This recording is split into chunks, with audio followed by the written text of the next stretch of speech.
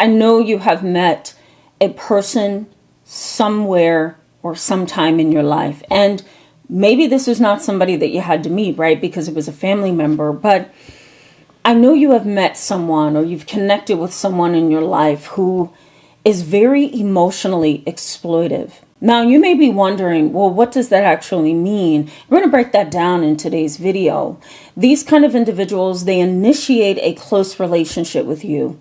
And the way they do it causes this high, irresistible kind of feeling that makes you feel like you've tapped into a really good thing. It's not going to hurt you. These kind of individuals, they offer something that you can't deny. And they buy your trust. They manipulate your needs. They often look for weaknesses within you because they know it's there. They also hope to exploit you in a way that puts them on a better road. So in other words, they benefit from your exploitation. These individuals can be found in the workplace, in, your personal life with friends and family. This kind of an individual can be somebody that doesn't really know you, right? So like a co-worker, maybe a boss or an associate of some kind. They know that because you don't know them very well, that they can get away with manipulating your heart, mind, and soul. They are looking to lower your guard. And if they can lower your guard, they got you. They often cause an emotional dependency because they know that if they create a pattern of psychological reliance on them, on their mind, on how they think and process things, on their spirit and the presence that they bring to an environment, right?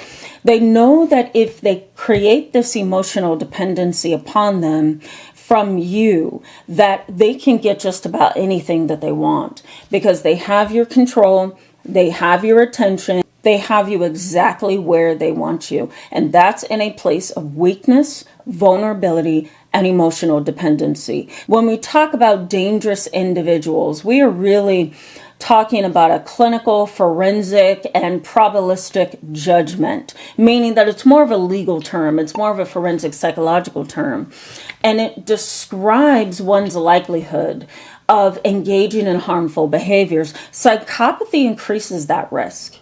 Just having a psychopathic mindset, being around people who are criminalistic and think criminally, that increases the chances of an individual being the exact opposite of what you need them to be. It increases the likelihood that they're going to be very, very difficult and maybe even dangerous. Misinterpretations often happen with these kind of individuals. They misinterpret neutral cues, and they believe things that are not true. Sometimes they're paranoid. Sometimes they can't sleep. They can't think without becoming emotional or angry. I can't believe I let my anger get the best of me. Now she wants nothing to do with me. Sometimes they lash out. Sometimes they are very, very impulsive and angry and stalker-like. And this could be somebody in your family. Maybe they're obsessed with you. Maybe they have attachment disturbances. They don't know how to attach to other people in a healthy way, to attach to extended family in a healthy way. And let's throw in there substance abuse, right? Marijuana misuse, narcotics misuse, antidepressants mixed with other forms of medication, like antipsychotic medications, illicit drug use, alcohol addiction can create this bad mix of impulsivity and boundary violations because they have absolutely no idea what they are doing. And even though they think that they do, they don't. Let me explain what a boundary violation is, okay? A boundary violation is really when a person recognizes that they have completely crossed a boundary that is not appropriate. There is no other way to look at a boundary violation. It's not a mistake. It's not a misunderstanding. It's not a misinterpretation of the cues. It's more of an intentional, I feel that I have the right to do A, B, and C. It's more of an intentional, I'm going to cross this barrier because that's what I want to do. If we talk about mental health professionals or psychotherapists or clinicians such as myself, lawyers, judges, that kind of a thing, we have a professional barrier that protects us from society, meaning that we have to uphold the values and the expectations of our profession. And we often have to help other people understand that you don't have a right to my marital status. You don't have a right to know where I live. You don't have a right to just extend a friendship to me when you know nothing about me. It's a disrespectful thing to go up to a judge and say, I want to be your friend. It's a disrespectful thing to go to a psychologist or go to a psychotherapist, sit on their couch and say, can I take you out for dinner? Even though it seems like that is something that would be acceptable, it's a misinterpretation of neutral cues, right? And it's a boundary violation. You have now crossed from cordial and kind and appropriate to inappropriate, creepy. That is not okay. And family members do this all the time. They engage in boundary violations. Why? Because they believe they have the right to do it. We share the same blood. We share the same family dynamic.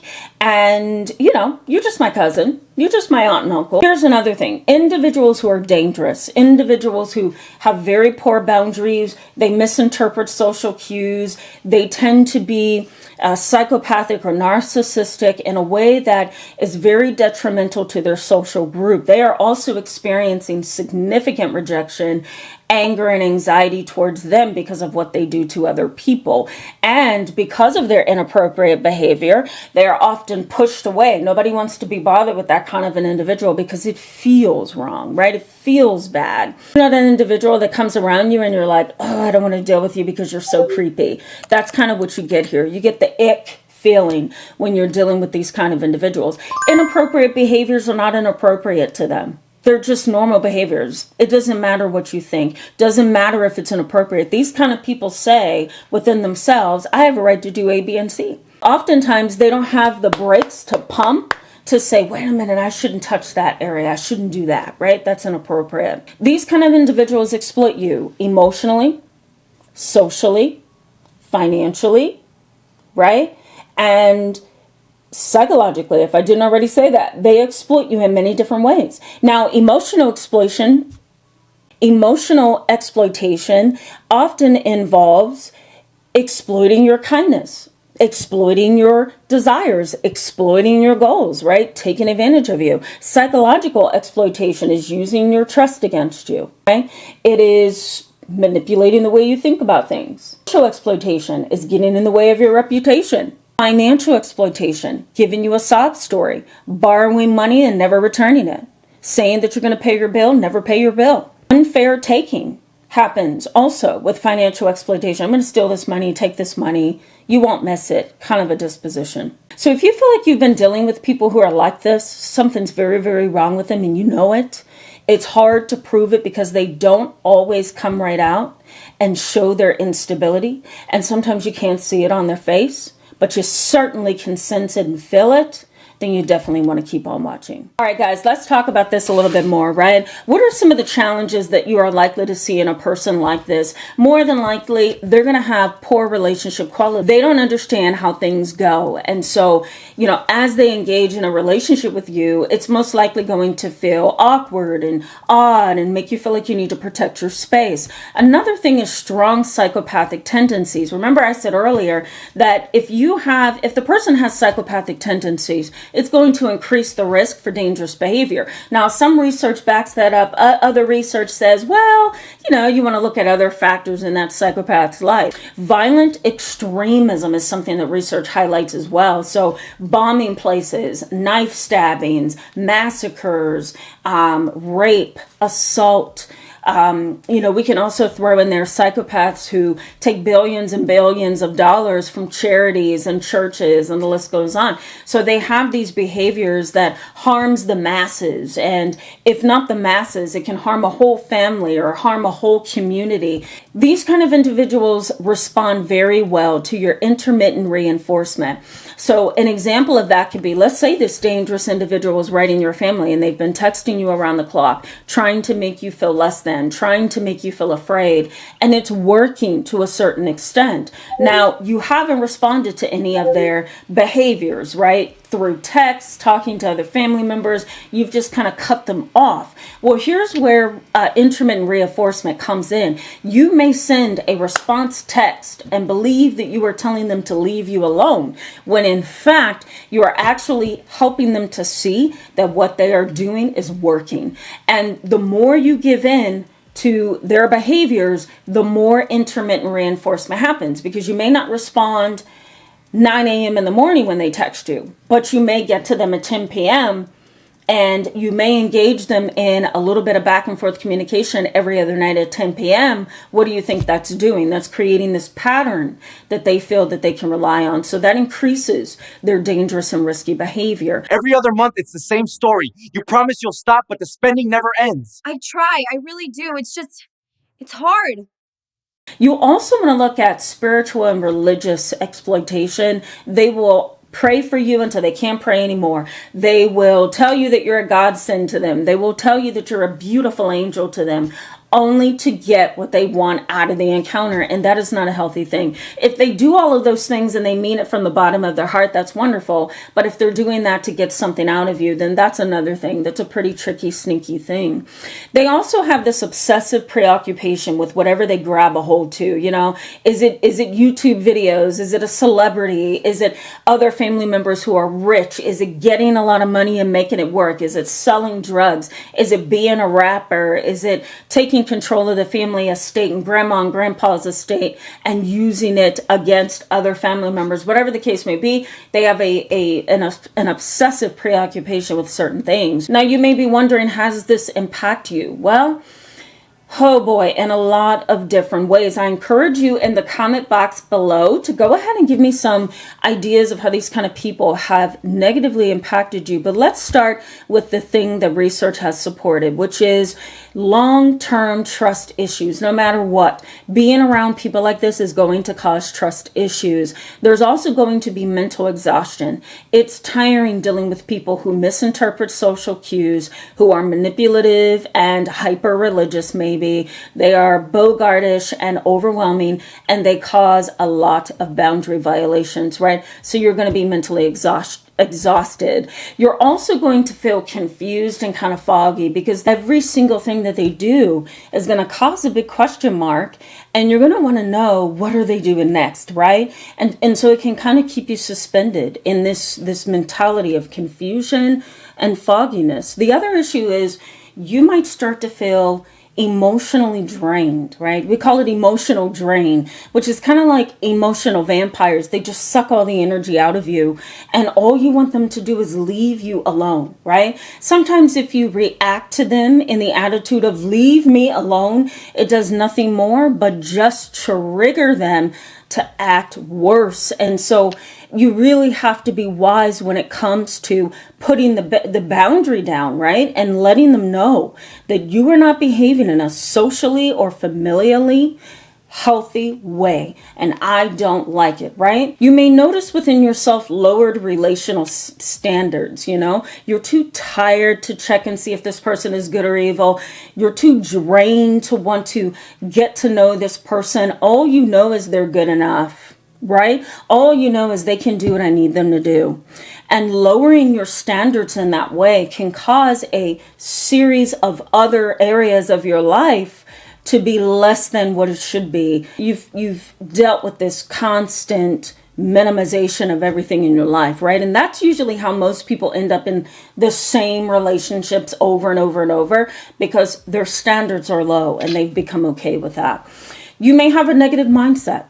I just don't want to do anything. I can't do anything. My life is ruined. My family sucks. My family is not what I need them to be. The list goes on. And you start being a little bit nihilistic or pessimistic. You may also notice within yourself this fear and failure to set boundaries. Once somebody close to you begins acting in ways that you never expected, and everything they do and say shocks you, everything they do and say results in a bigger problem, it's really hard to set boundaries. So you may see yourself kind of backing down a little bit and developing this attitude of, okay, I'll do whatever you want me to do. Just don't start another problem in this family, right? And once you get to that place, it makes it a little bit difficult for you to set the boundaries that you need to set because you've backed down, right? Sometimes once a dangerous person sees that you have backed down, they mistake that for a weakness. And that is where they may start doing other manipulative things to get back at you or to throw you off or to thwart you. It's a very evil and dark thing. As a matter of fact, if you want to learn about dark and evil personalities and characteristics, go ahead and check out this video right here and this video right here that I did a couple of days ago. You may also notice yourself struggling with a failure to notice. Now, really what this means to me clinically is that you've developed this defense mechanism and this barrier that says, I really need to protect myself, but the only way that I can protect my emotional self, my mind, is to fail to see reality. So I'm going to cover my eyes because I don't want to see what I need to see. And I'm not going to strive to have the scales fall off of my eyes. I'm going to remain blind. And so over time, you can develop this failure to notice. My late grandmother, I believe she developed that. She didn't like darkness. She didn't like evil. She didn't like sneakiness. She didn't like having to face the dark, evil, disturbing things of life. She definitely couldn't have been what I am. She couldn't be a psychotherapist or a clinician because everything that I listen to every day and everything I try to intervene in and every person that I talk to has a different problem, and the intensity of the problem seems to go up and down depending on what it is and who it is. And my late grandmother just wouldn't be able to deal with that because she couldn't deal with the emotional ups and downs. And so really she developed over time this kind of failure to notice. It's like, nope, I don't see that. I don't see that. I don't hear that. That is not happening, right? And after you develop that kind of mentality, it makes it a little bit hard for you to see the truth when the truth does finally surface. Fear of being alone. That's another thing. It's an existential worry. Where am I going to be at this age? Am I going to be married? Am I not going to be married? Do I have friends? Are my neighbors going to be nice? Where am I going to live, right? So a fear of being alone is very possible. You can have that and develop it over time, especially if the person that you're dealing with is a dark, manipulative, methodical, strategic individual who doesn't care anything about you. And especially when that's, in your family. There's an inability to trust that can happen. And emotional fusion. Both of those things can happen at the same time, actually, right? You may have a very difficult and hard time trusting other people. And so you kind of push them back, right? You don't give them an opportunity to get to know you. But once you open that door, then you may become so emotionally fused that you guys are this way. And it's an unhealthy trauma bond. It's an unhealthy manipulative codependency. Well, come join me this weekend, Friday and Saturday, as I talk a little bit more about both of these subjects. You're not going to want to miss it. I'll see you then. Bye-bye.